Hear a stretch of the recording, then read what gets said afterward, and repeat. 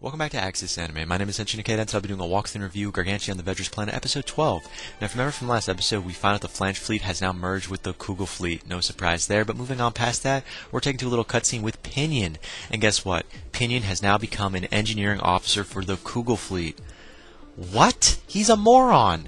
Yeah, he's good at scavenging and can put stuff together, but really? I think the Kugel fleet is using Pinion because of his current position within the Flange fleet. Come on, we're being honest here. That's what they're using him for. They're going to sign him up, make him get the Flange fleet to merge with the Kugel fleet, and then basically string him along. He's going to be a puppet. At least that's what I see, but moving on past that toward the end of the episode, we find out Commander Kugel has an awareness strategy aimed at Gargantia, and he needs Leto's help. And again, that's where the episode ends. And on my final thought and rating at the end of the clip, so stay tuned. But let's dive right on in. So we open up this episode with Luke Cage and Pinion.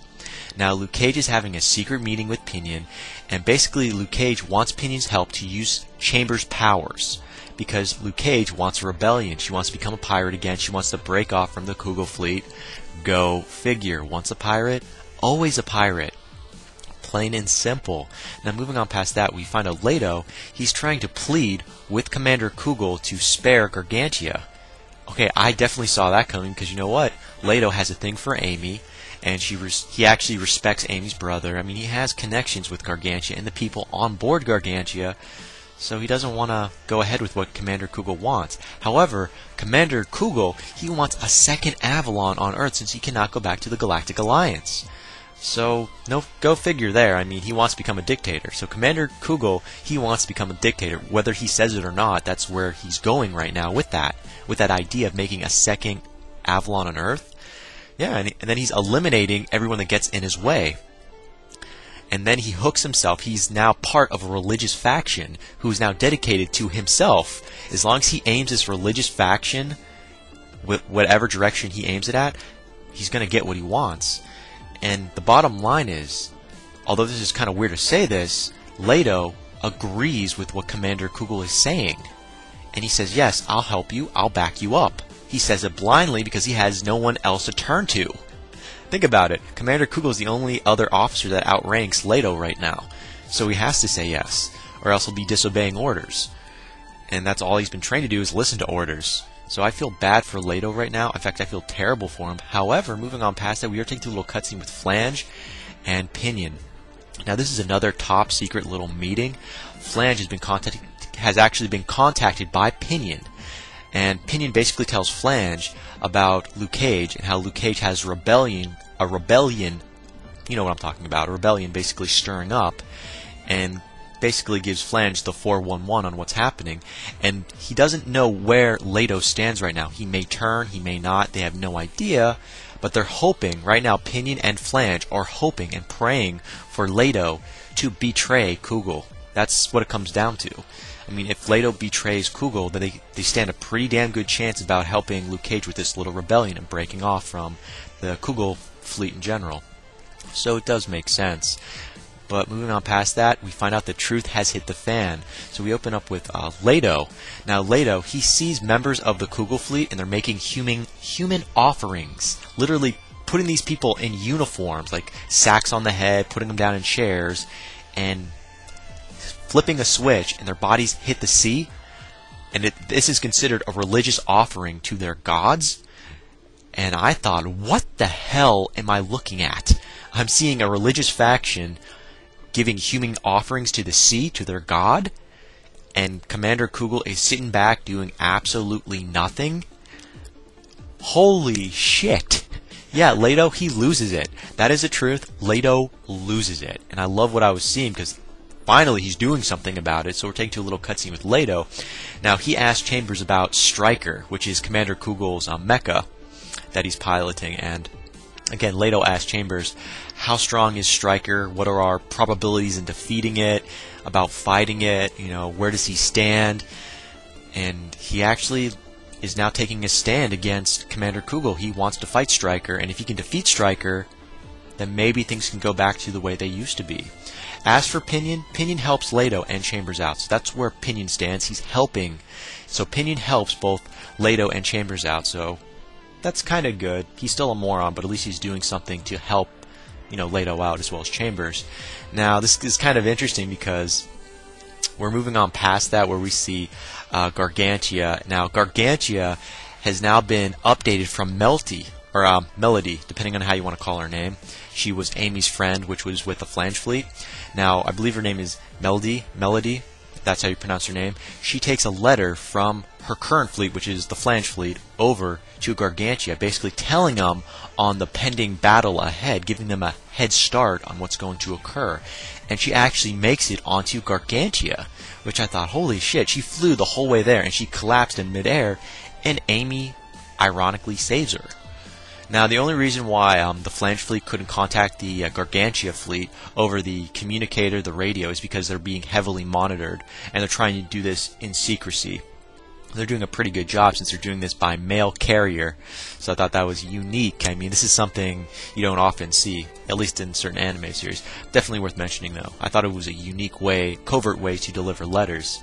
Now, moving on past that, we're taking a little cutscene with the Doc, which is on Gargantia. That amazing doctor that was taking care of Amy's brother. Apparently, he's called the Sage.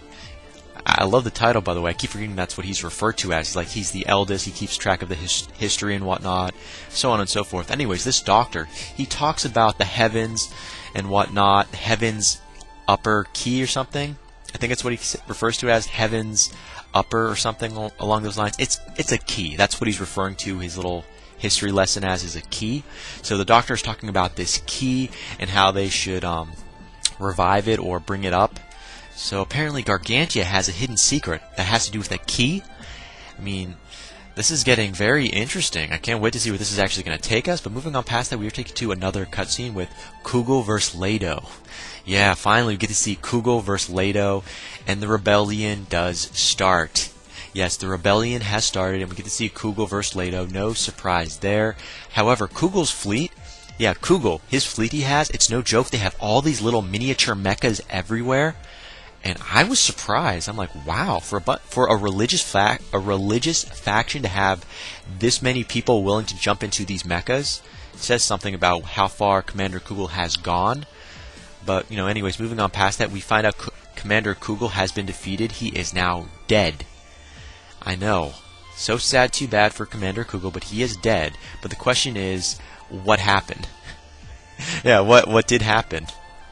I'm sorry, we really didn't get to see how he died, per se, in particular. I mean, you open up the cockpit of Stryker, and Commander Kugel is dead, and his body is decaying rapidly, like a mummy. When you take the wrappings off and you disturb a mummy, how their body rapidly decreases when, the air is, gets to the body.